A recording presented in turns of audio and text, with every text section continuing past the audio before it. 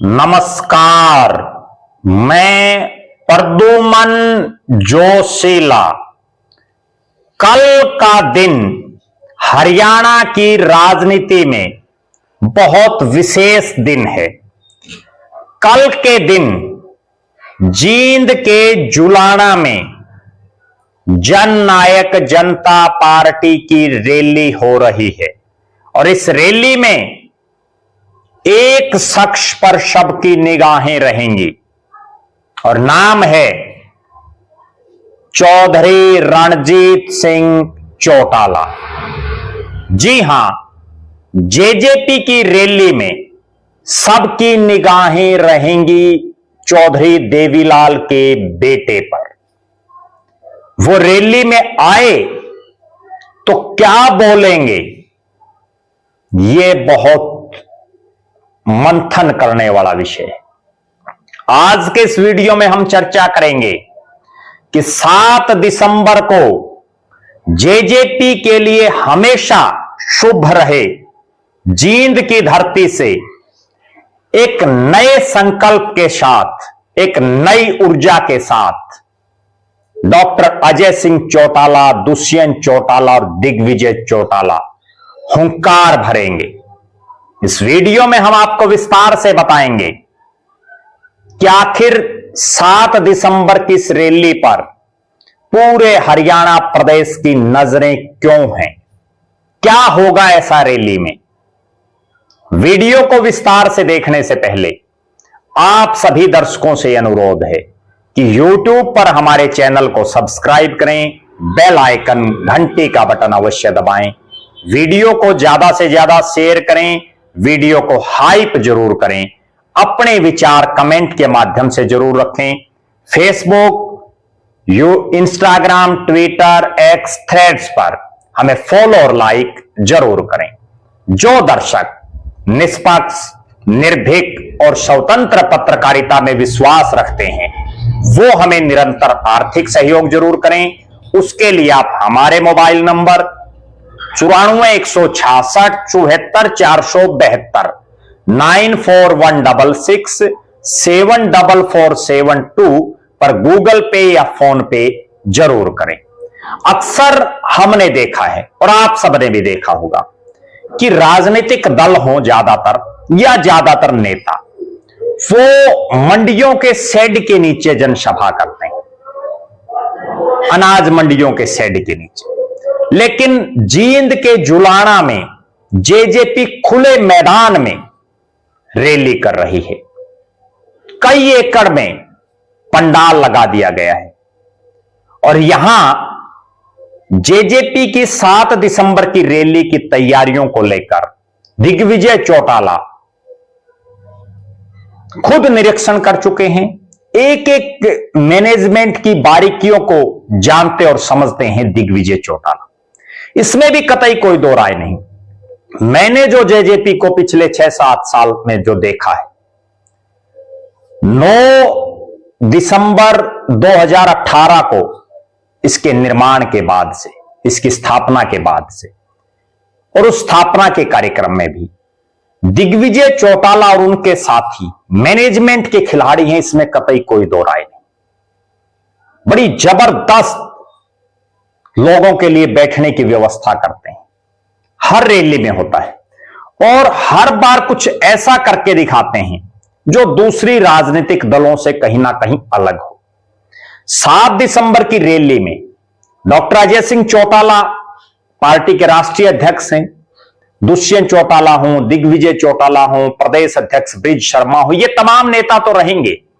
लेकिन एक शख्स पर सबकी निगाहें हैं और नाम है चौधरी देवीलाल के इकलौते जीवित बेटे, पूर्व मंत्री, पूर्व सांसद चौधरी रणजीत सिंह। पहला सवाल, चौधरी रणजीत सिंह इस रैली में आएंगे या नहीं, और अगर आए तो वो क्या बोलेंगे, ये सबसे बड़ी बात है। डॉक्टर अजय सिंह चौटाला का परिवार और चौधरी रणजीत सिंह आपस में भी पड़ोसी हैं। दोनों के मकान एक साथ हैं, बीच में सिर्फ एक गली है। दोनों का आपस में बहुत मधुर संबंध हैं दोनों ही परिवारों के। चौधरी रणजीत सिंह ने जब 2024 के विधानसभा चुनाव में रानिया से निर्दलीय चुनाव लड़ा तो जननायक जनता पार्टी ने उनको सपोर्ट किया था, अपना प्रत्याशी तक नहीं उतारा था। और उसी तरह से चौधरी रणजीत सिंह ने डबवाड़ी में दिग्विजय चौटाला की खुली सपोर्ट की थी, बाकायदा वोट मांगने गए थे। और यहां अजय सिंह चौटाला के परिवार ने मदद की थी। बार त्योहार या कोई भी कार्यक्रम हो, डॉक्टर अजय सिंह चौटाला का परिवार और विशेषकर दिग्विजय सिंह चौटाला अक्सर चौधरी रणजीत सिंह के आवास पर दिखाई दे जाते हैं, बधाई देने के लिए, आम जनमानस से मिलने के लिए। अब 7 दिसंबर की इस रैली पर, जो एक बहुत बड़ा शक्ति परीक्षण है एक तरह से जननायक जनता पार्टी का, दुष्यंत दिग्विजय दोनों भाइयों का, डॉक्टर अजय सिंह चौटाला का, उसमें अगर चौधरी रणजीत सिंह आते हैं तो निश्चित रूप से वो अजय सिंह चौटाला के परिवार की तारीफ करेंगे, इसमें कतई कोई दो राय नहीं। इस रैली में चौधरी रणजीत सिंह पर तो निगाहें हैं ही, इसके अलावा और कौन कौन शख्स रैली में शामिल हों, इस पर भी हमारी निगाहें रहेंगी। ये एक ऐसी रैली है जिसमें जननायक जनता पार्टी के कार्यकर्ता कामयाबी के लिए पिछले कई दिनों से दिन रात मेहनत कर रहे हैं। रैली स्थल जो कि जींद जुलाना जो रोड है, नेशनल हाईवे, उस पर जुलाना के पास बिल्कुल खुले मैदान में होगी। और इसमें डॉक्टर भीमराव अंबेडकर साहब हों, शहीद आजम भगत सिंह हों, जननायक चौधरी देवीलाल, पूर्व मुख्यमंत्री चौधरी ओम प्रकाश चौटाला साहब के बड़े बड़े कटआउट्स लगेंगे। रैली स्थल पर डबल मंच लगाया जाएगा, लोगों के बैठने के लिए जगह पूरी तरह से ओपन होगी। और जो मैंने कहा कि दिग्विजय चौटाला मैनेजमेंट के बड़े खिलाड़ी हैं, इसीलिए शहर में जहां जहां से जुलाना की इस रैली के एंट्री पॉइंट होंगे, वहां वहां चेक पॉइंट बनाए जाएंगे ताकि रैली में आने वाले लोगों की सही में गिनती हो सके और पता लग सके कि कौन नेता, कौन कार्यकर्ता कितने साथियों को लेकर के आया। जींद की यह धरती, जहां 9 दिसंबर 2018 को जेजेपी की स्थापना हुई, हमेशा से जींद जेजेपी के लिए शुभ रहा है। स्थापना के कुछ ही दिन बाद जींद में उपचुनाव होता है, जिसमें डॉक्टर अजय सिंह चौटाला के छोटे बेटे दिग्विजय चौटाला अपने राजनीतिक जीवन में पहला चुनाव लड़ते हैं, उपचुनाव लड़ते हैं और बड़े कांटे के मुकाबले में हारते हैं। और बड़ी गजब बात यह रहती है कि कांग्रेस के राष्ट्रीय स्तर के पदाधिकारी रणदीप सिंह सुरजेवाला बुरी तरह से हारते हैं, वो तीसरे स्थान पर रहते हैं। इसके बाद जब विधानसभा का चुनाव होता है तो भी जींद के आसपास की जो सीटें हैं, चाहे जुलाना हो, चाहे नरवाना हो, चाहे उचाना हो, इनमें जेजेपी जीतती है। इसके अलावा भी चाहे नारनौंद का इलाका हो, बरवाड़ा का हो, उकलाना का हो, गुलाची का हो, टोहाना हो, तमाम जो आसपास के इलाके हैं उनमें जेजेपी जीतती है और सत्ता में हिस्सेदार बनती है। निश्चित रूप से 25 सितंबर को अभय सिंह चौटाला के नेतृत्व वाली इनेलो की रैली के बाद 7 दिसंबर की इस रैली पर सबकी निगाहें हैं और यह रैली तय कर देगी कि चौधरी देवीलाल के परिवार में कौन सा वो शख्स है जिसके साथ जनता जुड़ी हुई है, जो जनता की भावनाओं को समझ करके निर्णय करता है। आप दर्शकों की क्या राय है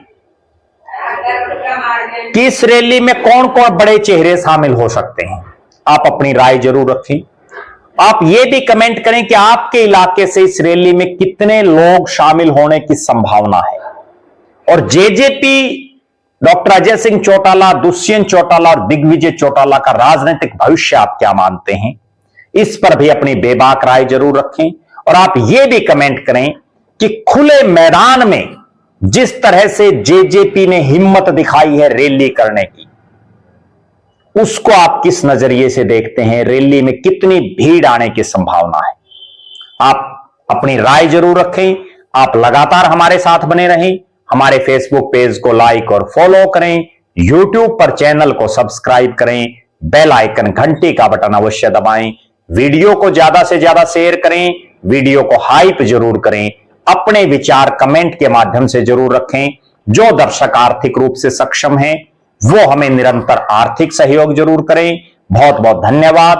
आपका अपना प्रद्युमन जोशीला।